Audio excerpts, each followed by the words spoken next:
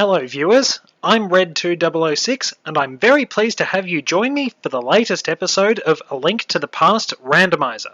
As a quick recap, in the last episode, Argus and I couldn't see eye to eye, I finally acquired the bow, and Cold Stare left behind a paltry reward. I have one item to grab before the adventure continues. Alright, since we're here at the Sanctuary, there is an item I can grab nearby. It's just up on that ledge there, beneath some rocks that can be charged down with the Pegasus boots. You will find these in different locations around Hyrule. One near Link's house, let's say northwest, near the forest where you'll find those 3 guards, actually hides a fairy fountain. Not a typical one, but you will find 4 fairies you can use to heal up or catch in bottles. And we got the magic cape, which reminds me I haven't been to King's Tomb yet. The magic cape is normally found there. You will need the Pegasus boots and the Titan's Mitt to get into it.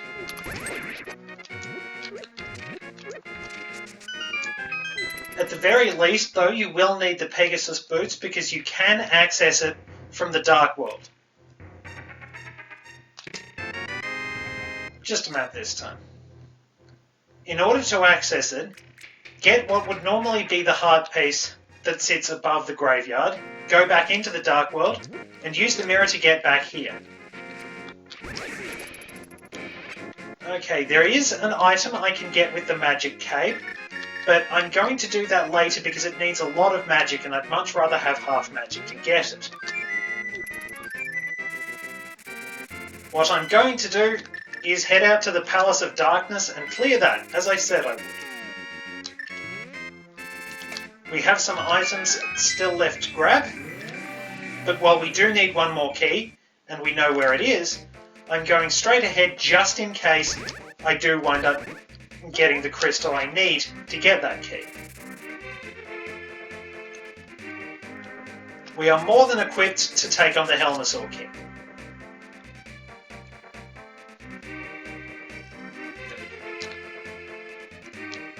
So the only other items we need are optional. The Ether Medallion is very good at defeating flying enemies, and under normal circumstances, you use it to enter Misery Mire. The Magic Cape and its counterpart, the Cane of Burner, are completely optional. Both will protect you from damage, but the Cane of Burner attacks enemies, only doing about the damage of the regular sword, while the Magic Cape leaves you completely intangible. As it happens, you will... Look, I think I just forgot what I was saying there. No, that's right. As I was saying, you will need the Magic Cape to get the item in Bumper Cave. You cannot use the Cane of Burner because of that whole intangibility thing.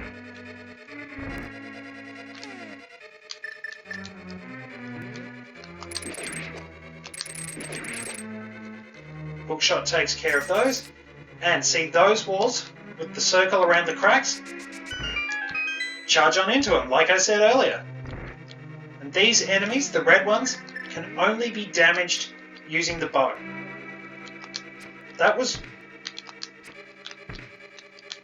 That's really embarrassing. But yes, I was going to say the silver arrows take them out in one shot. Assuming you hit them.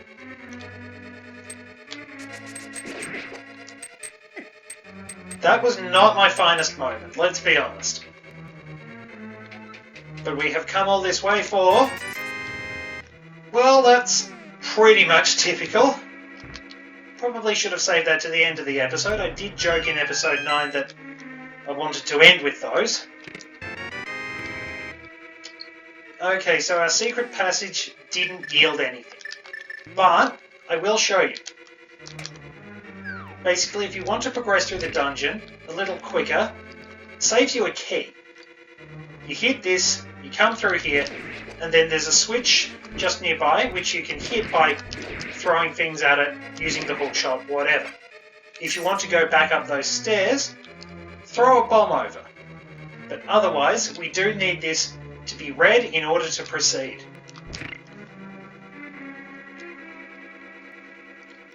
And these hide bombs and hearts on the other side. Normally, there's a statue to move, but the Cane of Samaria comes in handy once again. It is actually a versatile utility item, even if it's a little hard to use in combat. Much better that time.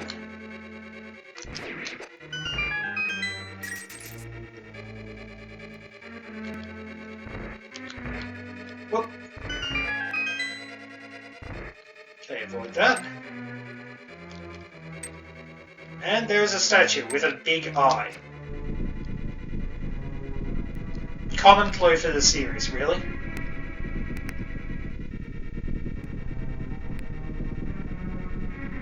And once the shaking stops, the path to the lowest part of the dungeon becomes clear. There we are. Switch to the hammer since there are several turtles down here. Let them get back up and they will get quicker.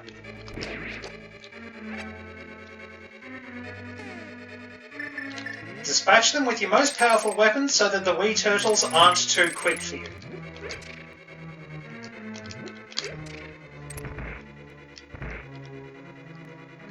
This room has one coming at you out of the darkness. And then 6 in the next one. Be careful fighting multiple enemies, because you can wind up flipping them back over.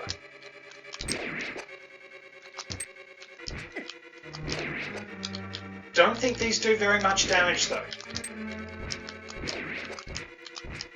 Oh, come on. That wasn't very good.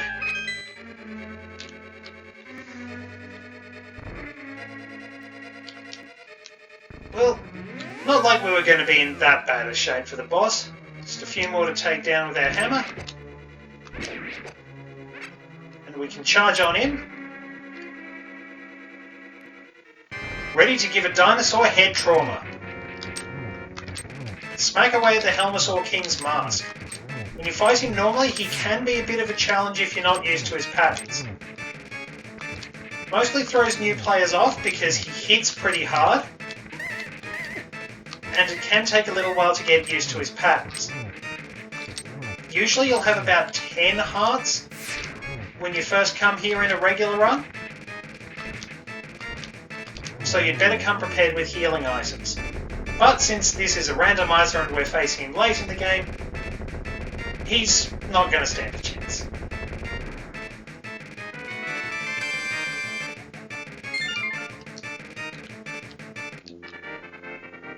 And let's see what we get after this. Admittedly, I'd probably take 20 rupees as a reward because at least I can exchange the rupees for potions.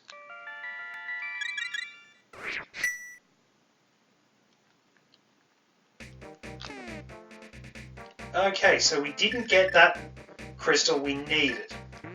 But there is one more dungeon we can finish.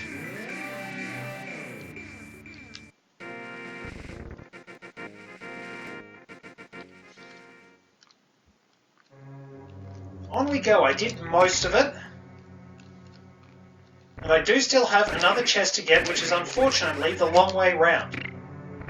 So tell you what, I'll skip to where that is, just to save you the trouble. Okay, so this dark room leads to the only key you'll need in here. Oh, got both of them, that's good. Step on the switch, and you'll find the key under one of the pots. I think that's the one.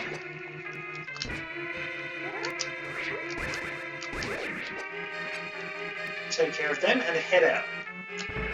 There is only that one locked door on the other side of this room, but in exchange you do need the bow to progress. Thankfully, the bow will make short work of the Armos Knights. We've got one more chest in here, and we have to defeat the enemies together.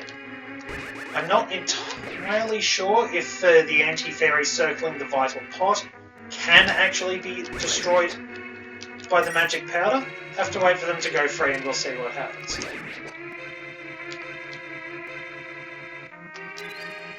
The one time I don't want... Alright.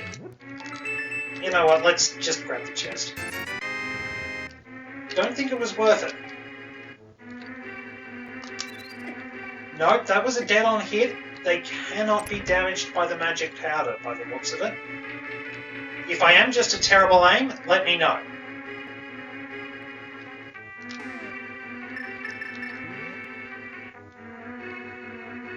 If you want to top your health up, those two rather unusual jars, I think. Drop into them to find some fairies.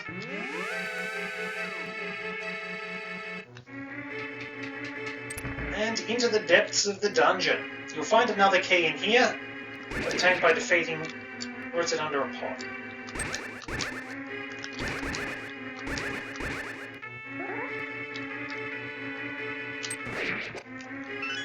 Yep, defeating an enemy.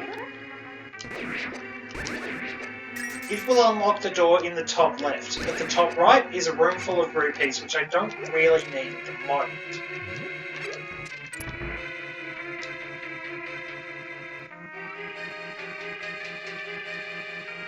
Not going to tangle with them too much. And of course I managed to get hit as soon as I say it.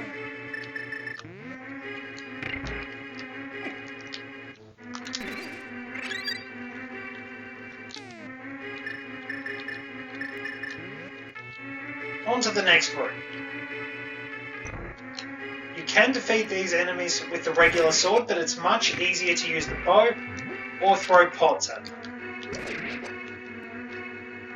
Strangely enough, the pots, I think, do roughly about the same damage as the tempered sword, but it will take one pot to defeat them.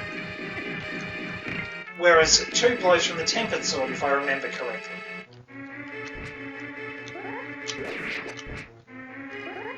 Like the red mimics, the red Igors can only be defeated by using the bow.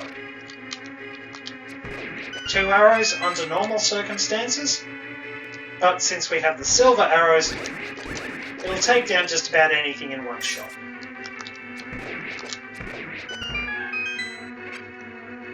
And here we go. Barring any spectacular misses on my part, this should be over fairly quick.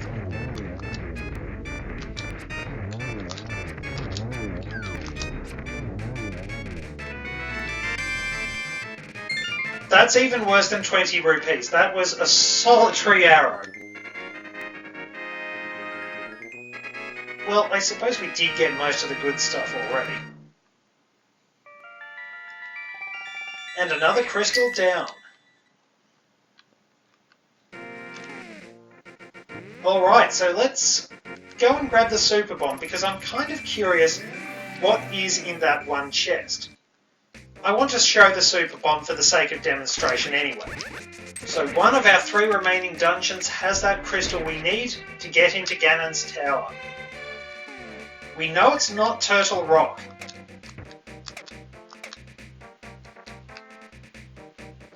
So we've got a choice of either the Desert Palace or Misery Mine.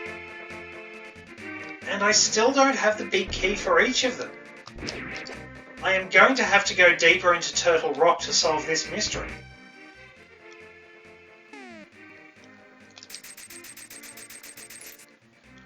And on top of that, let's double check. Don't have any keys for Aghanim's tower either. It's usually not vital to defeat Aghanim.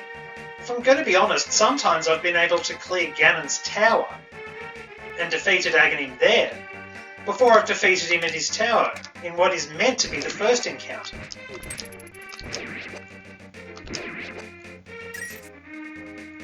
In fact, that actually did happen in an entrance randomizer I did, because Ganon's tower was fairly easy to get to, and it was located in a region just outside the desert. Much better condition than when we went to the pyramid last time. Still haven't forgiven that fairy for ditching me like that.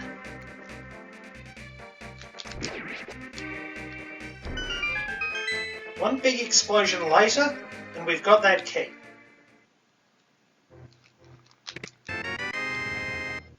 And the compass we didn't need.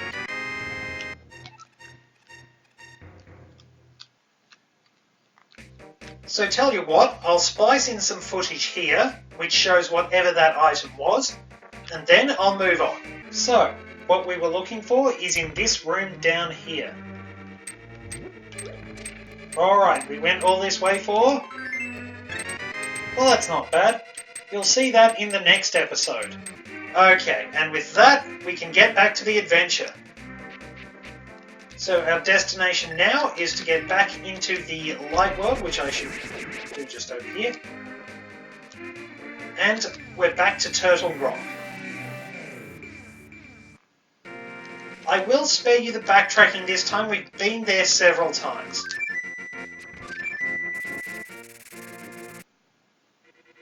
Okay, so this is actually the second time I've entered Turtle Rock. Because I decided to waste my magic a bit at some points, I'll be honest.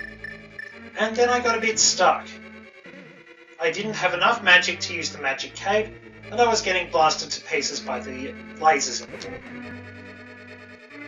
I decided I'd go back and get a green potion. Naturally, completely forgetting that what is in one of my bottles is indeed a blue potion.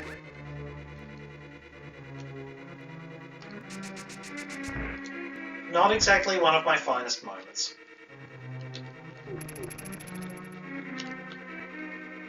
So, thankfully we can cut through the dungeon a little bit. We can cut some travelling time off. There's a room coming up where there is a shortcut that leads to where a big key door used to be. I unfortunately had some interesting info about Turtle Rock reappearing in Link's Awakening that I shared. It's also sort of a lava-themed dungeon as well, and it's where you got the fire rod for that game. Worth noting, the fire rod on that game was very powerful because it could even defeat Cookos, I believe. Not even the almighty Boomerang can boast that. Though in fairness, the fire rod could also incinerate dogs. You could burn the dogs in Mabe Village with it. But I don't recommend doing that. It's just sort of unnecessarily spiteful, if I'm going to be honest. Probably amusing just to see if you can do it.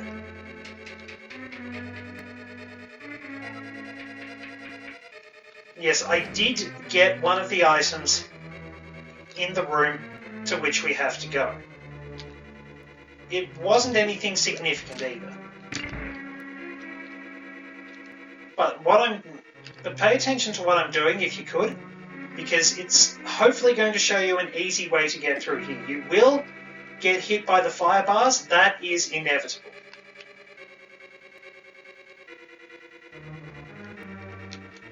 The item we got, for the record, was actually a key to Aghanims Tower. You know, I really should just walk properly.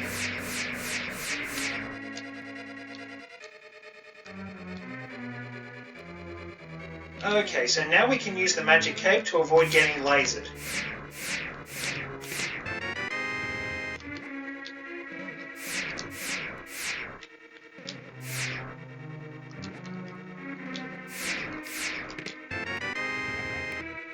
Okay. I'm not feeling confident about this at all.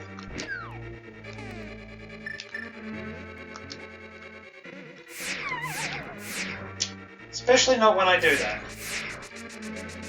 If you need to get out quickly, bomb that wall.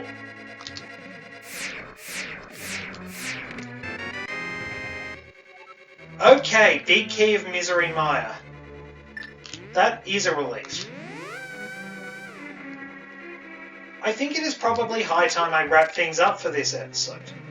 Thank you very much for watching and putting up with my occasional derps in this episode. I will see you in the next one, ready to enter Misery Maya.